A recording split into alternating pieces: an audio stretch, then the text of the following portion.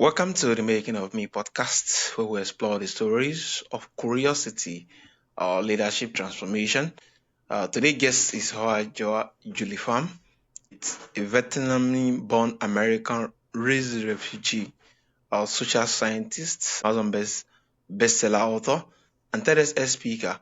Julie is the founder of Curiosity Base, where she teaches people and team to rethink respect, embrace curiosity, and communicate more effectively. Drawing from her experience running the Vietnam newspaper, non-profits, and building business, help listen and challenge assumptions, navigate conflicts, and turn insights into actions. It's really a pleasure and an honor to have you on the show, Julie. Thank you so much for inviting me. Yeah, it's a pleasure.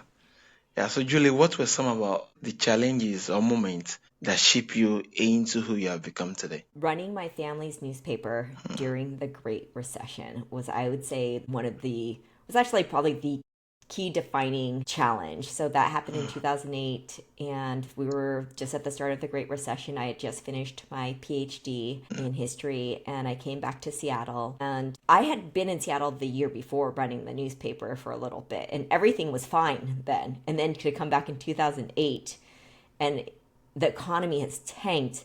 And this is the start of the global decline of the newspaper industry. And everyone was in a panic. And we just didn't know what to do. And so that surviving that, and I worked at the newspaper for 3 years, that is an experience that helped me understand how to be creative and how to be scrappy and how to build partnerships. I'm actually so grateful, even though during the time it was very, very painful because I just come back. I got my fancy Cambridge PhD, and it was just, Yeah. I'm making so little money and everything is so hard.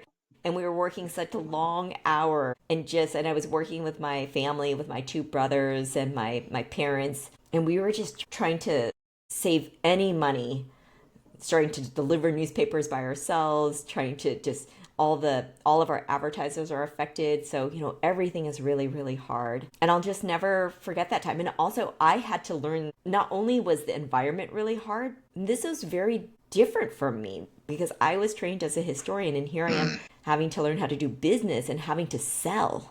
I never Yeah. sold before. And I still remember talking to an advertising agency, and they said, they were asking me all these questions. And this is before smartphones, right? So we had Yeah. the desk phone. And I remember getting off the phone and thinking, I'm really bad at this right now. But one day I'm going to get good because I have to. I have to learn how to sell. And so that period, those 3 years, I call that my real life MBA. And it was the best education I ever got. And I was able to make lasting friendships with people from really different backgrounds. And I learned how to do community organizing and advocacy. And it was hard. It Yeah. was hard emotionally. It was hard financially. I think what really helped was knowing I wasn't alone in that even though our newspaper was struggling, all newspapers, even the mainstream newspapers, were struggling. Most cities at that point used to have two newspapers. They used to have two major newspapers that would compete against each other. And this is when you start to see those two newspaper cities going down to one newspaper. Wow. Wow. That was really a whole lot of being that. You started, yeah, it's more like you started an experience entrepreneurship firsthand, going to run the family business. And entrepreneurship is not easy because I think there's a particular quote that I just remember that's when you're running a business, especially entrepreneurship, there are two feelings you feel. The feelings of terrors, where you don't know what is going on, and frustrated of the unknown. You don't know what to expect. You don't know what you don't know what the outcome is going to be. Also, there's this excitement with a whole lot of joy owing to something work out. And yeah, it's just a feeling. Either you're in the excitement aspect of it or you're frustrated. So it's really, really a whole lot. Yeah, amazing. Amazing. And more like when you were done with that and yeah, that was really, really amazing. And the fact that you're able to run it, learn on the job, and being able to be very creative and yeah, amazing. Yeah. Amazing. Yeah. My brother and I, we ended up actually, we, after working for our parents for a year, we were just, hey, we kept thinking, this is how we would do it. This is how Yeah. we would do it. And so the newspaper actually had two editions. There was a weekday edition and a weekend edition. And so the newspaper was really struggling also because of it's hard to change the way we do things. And so my parents would have these editions that were over 100 pages. Imagine a newspaper being over 100 pages. Yeah. And they took a lot of pride in that because we're the thickest newspaper. But that was very expensive to print. And we were in debt. We were over $100,000 in debt. And so then we also had to work on trying to reduce that debt. And my brother and I decided that we would buy half the newspaper from our parents. So we ended up buying the weekday edition and giving them money that helped them pay down some of that debt. And we took out a loan, and I had to learn how to write a business plan. And my brother, he used his car as collateral for this loan. And then we started to be able to experiment on our own. And so for a couple of years, we really tried new things, and some worked well, some didn't. Eventually, though, after 3 years, the newspaper industry, because there's things you can't control, right? The newspaper industry was just going down. And so we realized, even though we had gotten our edition to profitability, sometimes you have to cut off the limb to save the body. Yeah. And so we realized we had to close the weekday edition so that the weekend edition could survive. And that was the main one for the Vietnamese community. And and I grew up watching my parents. I think of my parents as hustlers among hustlers, because all of their clients are Vietnamese advertisers, right? And we're just trying to make it. And a refugee community takes a lot of courage to leave our homeland. Yeah. To start again. So when times are hard, I think about that. I think about my parents' sacrifices, and not just my parents, but just about our community as a whole. Yeah. Yeah. Amazing. And I think this just brings me back to a whole lot of memories of some of the history I read about. Is the fact that most times in a new place where you have a lot of refugee, that's where a whole lot of innovations and a whole lot of things is being bettered. Yeah, being that they don't have any choice than to innovate. We have no choice.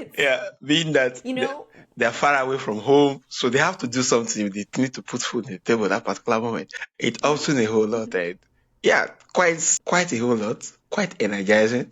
Quite a whole lot of discovery too. So when I then, after working at the newspaper for 3 years, I then went into the tech industry for 9 years. And that was a shock because there were so many resources. Yeah. Right? I mean, for them to design one little thing, I was just, oh my gosh, $200, that's so much money, right? And what they were spending money on, it was just such a shock to the system because $200 could be paying the delivery person for a week. Yeah, because times has changed. Someone's livelihood was, and so it was just really such a shock. And I think that living through the recession, though, what it really taught me was frugality, because I understood what it was like to not have money. Yeah. And even so, when I started to get well compensated and working in a job for other people, I never forgot that. And so then when I started my own company, Curiosity Based, I was starting to think about it in 2020. So this is the middle of the pandemic. And I told my father, hey, I'm going to leave my job and I'm going to start my own company. And my dad said, I'm so happy for you. I'm so happy for you because now you will have freedom. Ooh. You never have to worry about losing your job again. Because when I worked in the tech industry, I lost my job twice because of downsizing. Yeah. And I didn't, and because he said I cried, and I didn't realize that. And then it made me realize, because I was so afraid to tell my dad, because refugees value stability. And yet he and my mom, and we fled Vietnam via boat. And so then I was just like, of course he would understand. And he left a job. He left his engineering job so that he could run the newspaper. And so it was good to get that affirmation, because it is scary. And yet when I talk to entrepreneurs, I always ask them, hey, do you have entrepreneurship in your family? Yeah, because they are the only one who could get to understand what. Because here, there's a risk tolerance. It's so true, so true. I think for me too, it actually helped me greatly when it comes to entrepreneurship. Being that my parents, both my mom and dad, none of them was employed growing up, and I saw the possibility most times. They don't have much, and owing to entrepreneurship and their time, they have so much.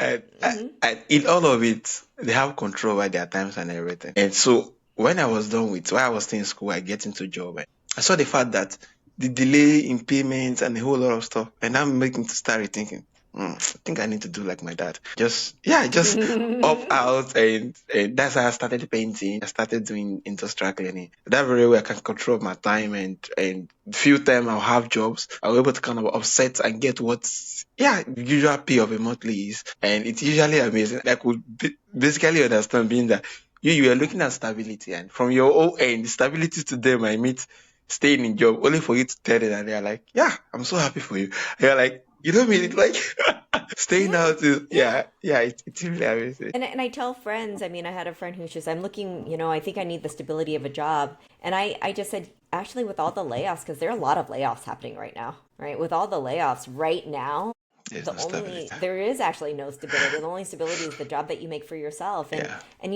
even for me now, I constantly do things that I don't want to do, but I have to be so much braver because I have employees depending on me. Yeah. Yeah. Right. Yeah. And so even though, I mean, I don't have children, I have payroll though. So, and so there's that pressure and I think about my parents and how it's just, we have to make this work. And Yeah. so many entrepreneurs just, we have to make this work. And it also, but it doesn't have to be, it's not just about money though, Yeah. because there's also the cost of our mental health and our Yeah. freedom.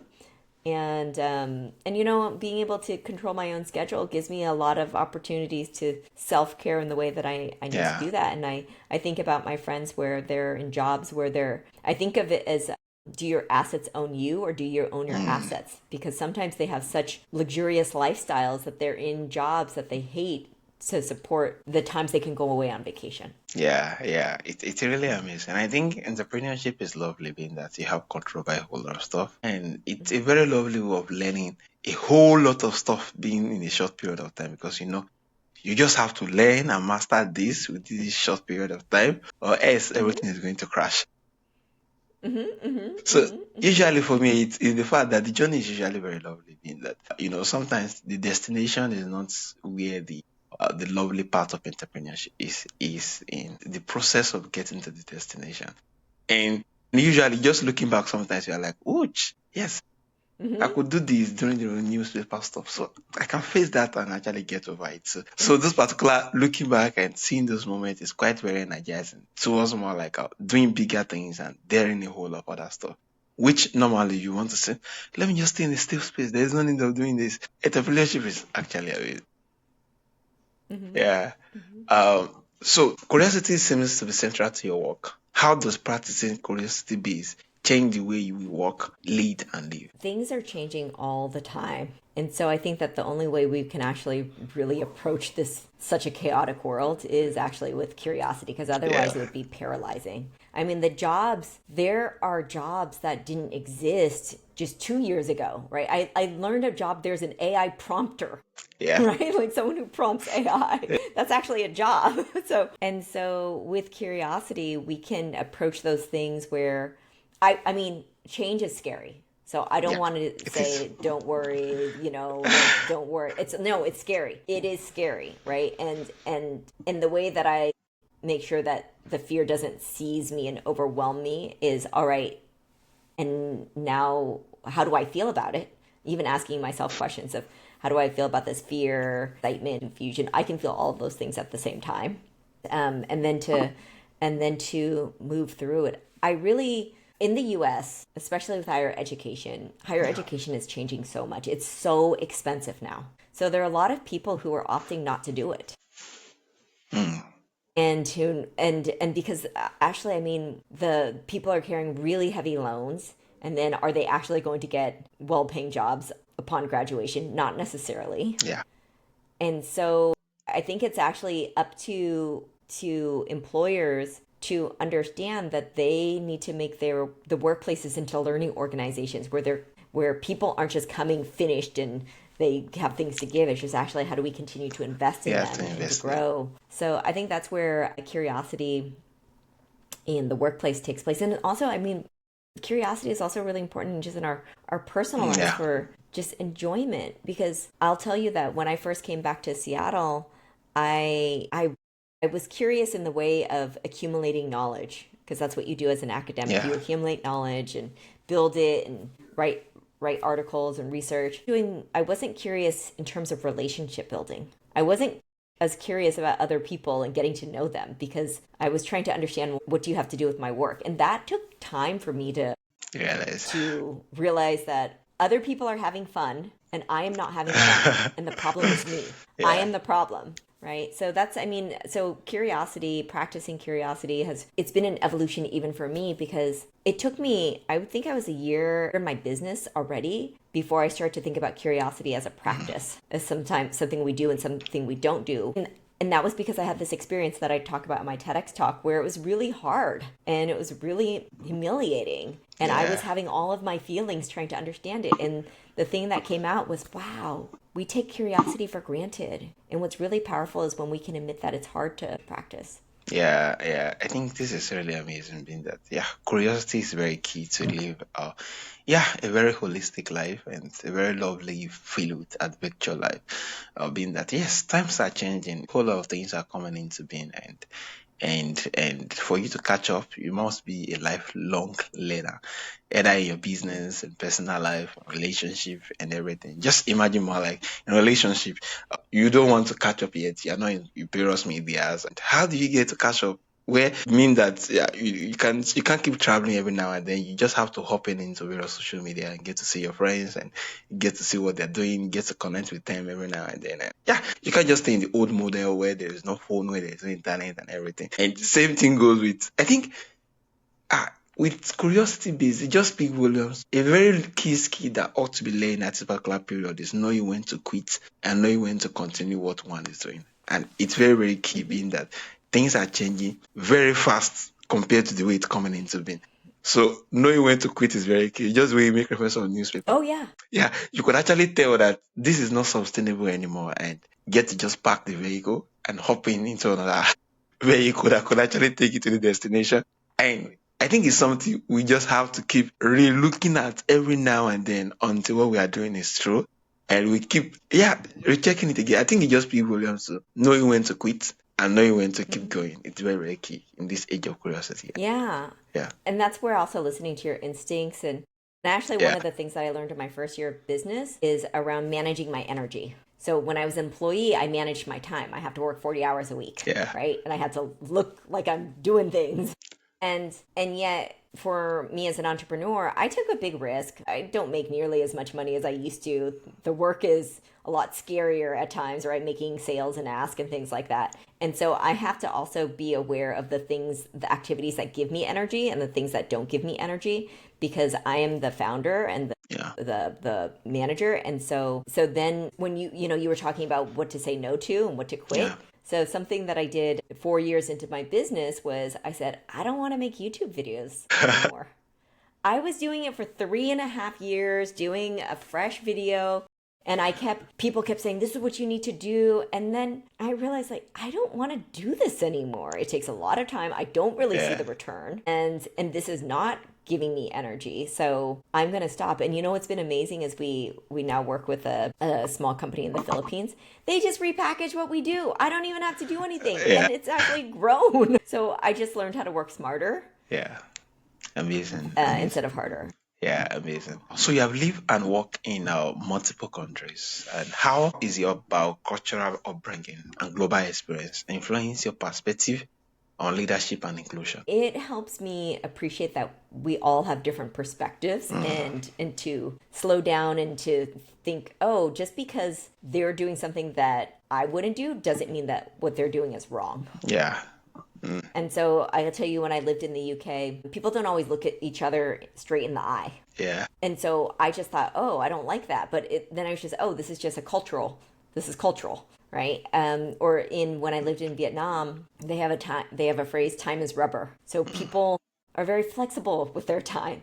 And when I'm living abroad, I'm the guest, right? I'm the foreigner. It's not my rules, right? And so actually living outside the US has really helped me understand at times how American I am. Mm, amazing. So I'll give Amazing. you I'll give you an example. When I first lived in the UK, I remember asking someone, hey, how far is it to get from Cambridge to London? And they actually told me in distance how many kilometers it was. But in American thinking, even though I said how far is it, I'm asking about distance. What I'm really asking is how long will it take? Yeah. Is it 45 minutes by speed train? Is it an hour and a half in traffic driving? And so when they answered in distance, that made me realize they answered my question, but my question was the problem, right? Yeah. Not their answer. And my expectation of their answer really reflected me Mm. and my expectations, not them. And yet sometimes people, if they're not kind of sensitive to that, they think, oh, well, they're not doing it the right way. And so the experience of living in different places and also growing up bicultural too has helped me understand there's no right or wrong way. Things are Yeah. just different. Yeah. So true. Amazing. Amazing. Also, lastly, how do personal experience, like your early life and professional journey, shape the way you approach curiosity, empathy, and decision making today? I am at my core an optimist, and I think that that's very much growing up. My parents told me to be very proud of being refugees Mm. and look at all the things that we've been able to achieve considering how little we Yeah. have. And so I am a big optimist, and I am also just, I tend to try to believe that people have good intentions Yeah. and that that things will work out. I think also as an entrepreneur you have to be an optimist Yeah. too. Yeah. You have So to. right. That is the only way you keep your sanity. Right. That's and so that approaches everything that I do. It approaches my relationships with other people where I'm going in believing that they want to learn from Mm. me too and that they want to have a good relationship. And we are just having some issues communicating, but we'll get past that. Yeah. It just takes Yeah. time. So, and also just watching my parents speaking limited English and yet being quite successful into having a business that raised and supported 3 kids through college. Yeah. That you can do a lot. Yeah, amazing, amazing. Thank you so much for sharing, Julie. So, Julie, from our audience who would love to reach out, to reach out with the work you do with your company in Curiosity Base, and for those who would love to learn more, connect, reach out either for one thing or the other. How can they reach out to you, and where's the best platform? Yes, so you can visit curiositybased.com. That's my website. I'm also very active on LinkedIn. So please Mm. visit me on LinkedIn and you can message with me there. You can also check out videos on YouTube. They are still splicing and dicing. Yeah, So yeah, yeah, but that the best way is actually through LinkedIn. yeah. Thank you so much, Julie Pham. And definitely the link to the website and that of your LinkedIn is going to be added to the show notes so that my audience can easily connect with you. Yeah, your journey just reminds us that curiosity, respect, and reflections are not just abstract ideas. They are tools for navigating life, leadership, relationship with authenticity and impact. Yeah, it's really a pleasure and an honor having you on the show. Thank you so much.